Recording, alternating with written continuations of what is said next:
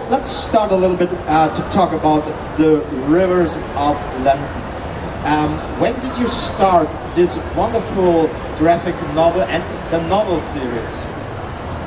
God, 2009, and I was going bankrupt, so I needed money, and I only have one talent, and so therefore I had to write something. And I was working in a bookshop, and I noticed that there were loads of people who'd been published in the year that I'd been working in the bookshop. And I thought to myself, wow, it must be really easy to get published. So really? Yeah, because arrogance is a very important component of being a successful writer. And inability to look kind of reality in the face. Very, very important. Also just scare off people when they come to visit you and they realise they've got the wrong person.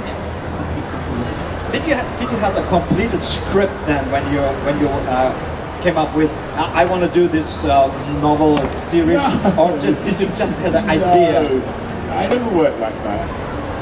I usually have a rough idea of where it starts, what it's about. I sometimes know how it ends, occasionally. And the rest of the time I just start writing, and then it just sort of develops. You start to work out what it's about as you go through it. Not as you write the bit you're writing, but sort of like you sort of hop forward and you go, aha, that's where I'm going. That's going to happen. Now I have to get there. So in your books, in the graphic novels, you have we talked about it. It is a kind of urban fantasy because it takes place in London, in our world, our time, and the magic there is like a real thing. So, what really is important for you more, the magic thing, or the police thing, or the life that happens there? It's all very important. It's all the same importance. I mean, I like fantasy and I like crime novels, and so therefore I was too lazy to write one novel. To write two novels, so I thought I'd write one novel that does both, thus solving both my problems at the same time. That's a very smart move, I think. Well, yeah, if I was a faster writer, I could have written two novels, but I'm a really slow writer, so it had to be one. And also because I couldn't think of, I'm not one of these people that enjoys writing horrible sort of mutilations. And that was what all crime writers at the time, straight crime writers, were writing horrible, mutilating psychopaths. Or they were doing stories about criminals, which I'm not very interested in either.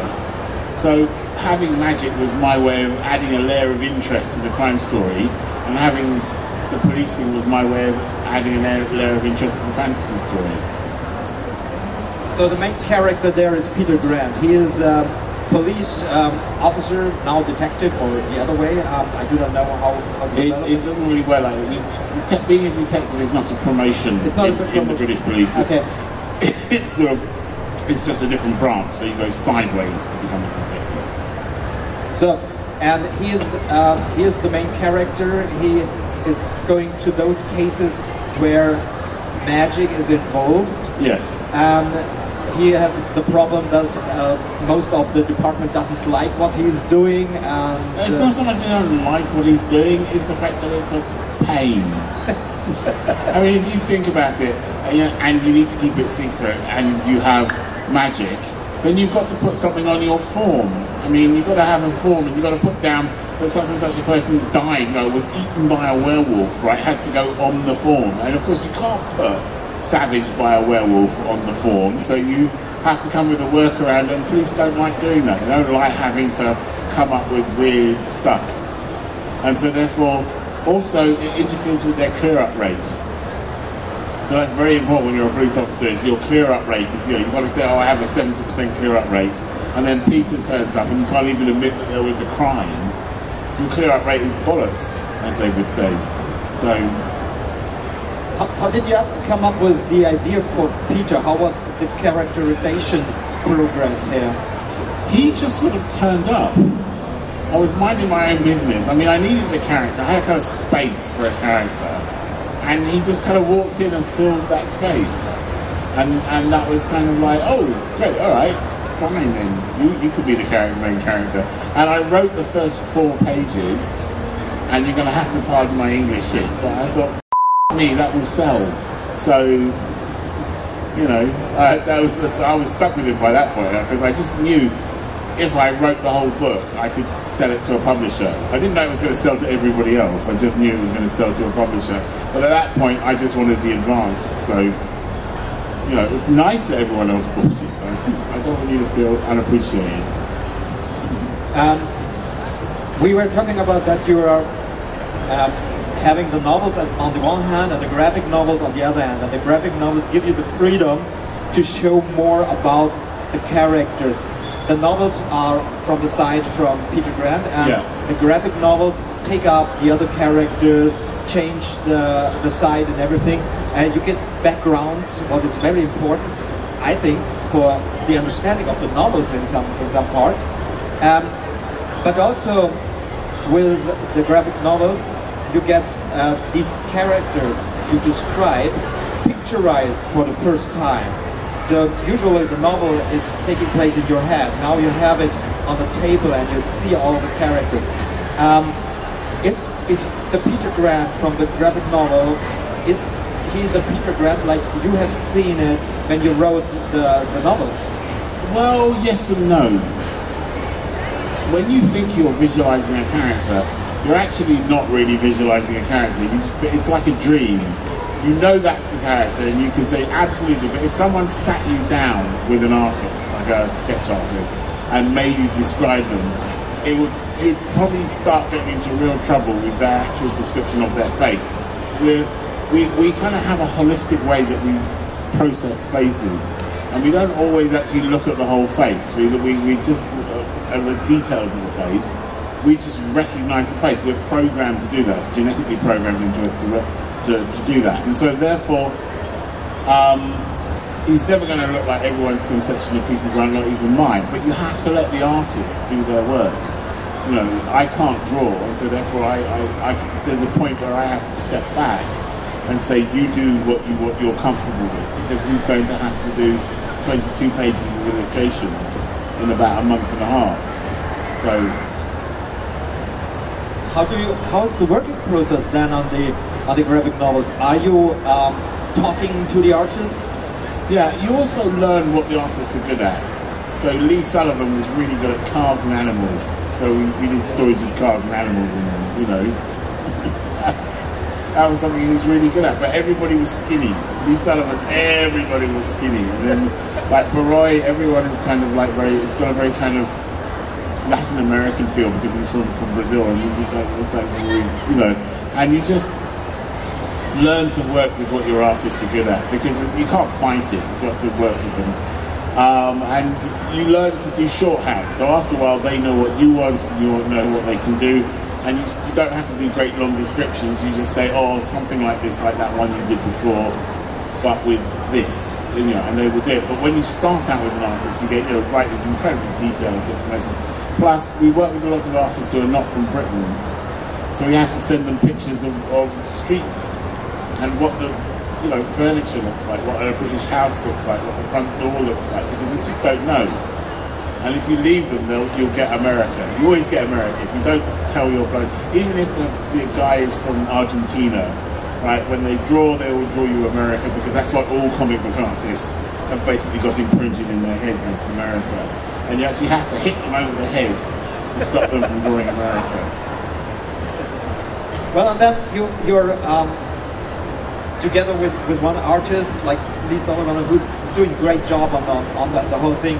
But then it comes to the point where they have to change the artist because he has not the time or probably want to change it. And then is the whole process starting again, and you have... Yeah, the whole process starts again. Usually in the middle of a comic. At the least convenient possible time for it to happen, that's usually what happens. But on the other hand, you told me it was part of the whole thing that you wanted to show different styles and outlooks. Yeah, I mean, we like to do things like with different styles. We like to have what we call art shifts, where suddenly you're doing something in the style of Crumb, which is in Nightwish. You have a whole sequence which is done in the style of Crumb. In the one that's coming up, which I don't think we've published yet, the Dragon one, which isn't been done yet, we've got whole sequences which are done in the style of of 70s kind of psychedelia, because it's all flashbacks to the 70s and you're doing in a completely different style. And that's one of the things you can do in graphic novels you can't do in books, and so that's always a great deal of fun. So I like doing that. That's why I have a good time. Are there some characters? You have a big cast of characters. From the beginning it was not that big, but now it is a big cast of characters that keep returning in the stories. Have you a character there you invented for the comic book stories first time, and not for the novels, and they came back for the novels? We have a character called Debden. He hasn't made it into the novels, but it's only because I haven't needed a mechanic yet. So we invented Debden for I like him. He's a funny guy. Yeah, so the mechanic from the first comic. Yeah, he keeps coming back because he keeps just kind of emerging himself. That's the main one from the comics. But what they call an ascended comic book character. It's bound to happen sooner or later. As I said, it is the comics bring up some very good background stories those are very useful for the novels. How's the creative process? Me and Andrew act as script editors, basically. In the case where it's me and Andrew, one of us will be lead writer and the other one will be editor. And so therefore, if I'm writing a story, I will write most of it, and Andrew will go, no, that doesn't work, that's boring, take that out, let's go through, and vice versa in the comics. So I did Monday is one of mine. We didn't start like that, but that's how we ended up, because that's the most efficient way, because we're very, very different in our working patterns. And he would get really bored waiting for me to finish. He'd go like, oh, get on with it, I want to get on with my bit. And I'd go, oh, slow, very slow. So, but you're involved in every story. I think for the fans it's important. Oh yeah, no. Nothing goes out that I haven't looked at and checked and also approved. So, because it's my franchise, it's mine, I tell you, and I'm not going to let anyone else get it. So, you said you started the whole thing because you were broke and you needed money. Yeah. Then it came up successful, and I think and I hope it made fun too. Oh, it's always been fun. Yeah. It's also lucrative. Not everything you do that's lucrative is fun. I mean, is fun, and not everything you do is fun is lucrative. So it's very nice to do both at the same time. So, but have you thought at the beginning that it would be this huge, this successful? No one thought it was going to be this big. Not me, not my agent, not my publisher. Nobody thought it was going to be this big. It took everybody by surprise. An enormously pleasant surprise, but a surprise all the same.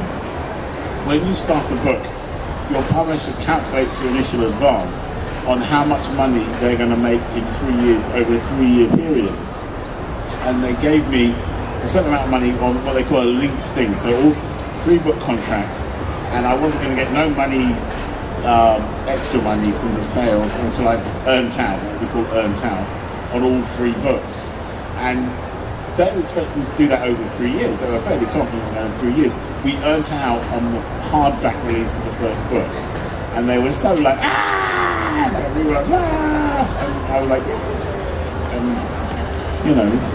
so I went from kind of like, you can always tell when you're going up in the publishing world because the restaurants get better. So you start off in kind of like a middle-range restaurant, and then they start getting more and more and more expensive. They start giving you wine, and I don't drink wine, but it's in Britain for some reason publishers give you wine.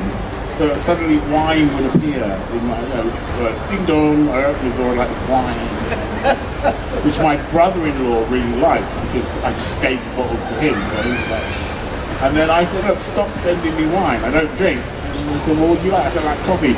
So one day it was bing bong, I opened the door and an espresso machine. Which was terrible because I drank so much coffee. Well, you could use the energy to write more. Well, I think that was the idea. But all that happened was I just went. But anyway, you're a very productive writer. Well, you say that, but all my friends are much more productive than me. So so productive? No, I'm not productive. I just don't have a life. That's all. That's all I do is write and come to Leipzig. How can you dare having a life? Well, I don't want a life. I had a life. I had a life before, and now I'm enjoying being a writer. How's your working day? I know a lot of authors. They stand up like in a regular working day, like 8 o'clock. They sit down, they write, then they go for lunch, and then they write again, and then they close their computer. Is it for you more? You're kissed by the muse, and then you go writing. No, I'm neither inspirational or structured. I have the worst of both worlds. What I do is I get up in the morning. In the summer I get up at about 5 because it's light, and I sit down in front of my computer and I get a good solid 2 hours of procrastination in, and then I start writing. But with confidence, because it's still only 7 o'clock in the morning at that point, so I feel I haven't wasted the day. And then I'm usually dragged out by my trainer to do exercise, which I hate, which is why I have a trainer. I basically have a trainer to tell me to do things, otherwise I wouldn't do any exercise at all. Then I come back and I do some more writing, and then, you know, I have things like this, or I get dragged out, or I'm made to do everyday things like paperwork and stuff like that, like everybody else has. And then I write until my brain goes, you're not writing anymore, you're done, and then I turn it off and I play Civilization 6, and then I go to bed. Are you easily distracted? Define easily distracted. Or let's say, are there things that distract you easily? Yeah, a really good book, and that's it really. That's done for the day. Good book, good TV series that I haven't binge watched or something. Then I have to be careful. What I do is I tend to work in 20-minute chunks. So I say to myself, you can have 20 minutes of this TV series if you write for 20 minutes. What was the best TV series you have seen in the last 10? Well, that was Andor. That's just got there's just no substitute for Andor. It's the best thing on television I've seen for years. Right. So, yeah. Good. Going back to the rivers, the gods and goddesses of the rivers are very important for the whole story, and I think it's very, very funny to see them interact with the humans and with the magics and everything. And now you have brought out a book where that plays in Germany, and where you also have the god of a German river, Kelly. How did you come up with this idea? Well, I wanted to set a book in Germany. I had a German character, and it was about time he got his own book. And so what happened was I looked around for a place to set it, and I knew it had to be set in the autumn. So I went on the internet and I asked Germans what was interesting in Germany in the autumn. And obviously I discarded the Oktoberfest, because everyone does the Oktoberfest. And the two things that came up was potato fires and the wine harvest, and I thought, wine, because I forgot that Germany was a major wine producing country. You don't think of Germany as a major wine producing country. You think, Italy, France, Spain, yes. Germany, and I thought, wow. So I went looking, and I found the Moselle Valley, obviously. I went looking at wine. I found Trier, which is the oldest city in Germany. And I thought, aha, that should be fun. So I did some research, and that's got the Moselle, and it's got also the Kiel, which comes off it and goes through the Eiffel, which I just found out about, which is brilliant. So as soon as I found out about the Eiffel, I had to have a character from the Eiffel, because there was just no way I wasn't having a character from the Eiffel. Are you planning to go on with the German story? Yeah, I have a plan for a German novel, but it was interrupted by the pandemic, because I have to come here to do the research, obviously. So that was kind of kibosh. So it lost momentum, but it's beginning to regain momentum. It's a question of finding time to write it, because I have to come to Germany to do the research, and that takes time. How long will it go on? We now have a lot of graphic novels, and we have a lot of novels. How many will it go on? I don't have a number on it. I will basically stop writing them under 3 circumstances. Circumstance number 1 is I run out of ideas or it stops being fun. Circumstance 2 is you guys stop buying them, in which case there's no point in me writing them.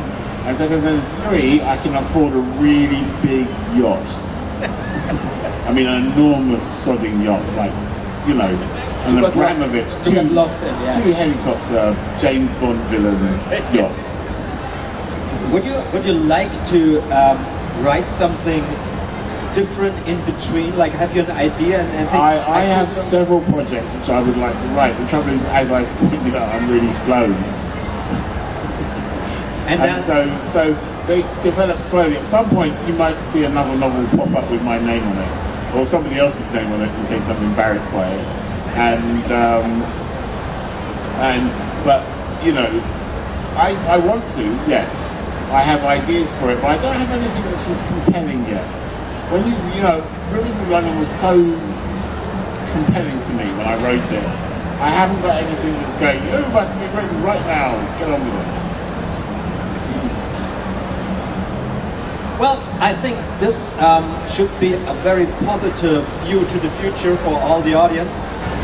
Okay, damit sind wir am Ende unseres kleinen Talks. Vielen Dank, Ben AARONOVITCH. Thank you very much. Thank you very much.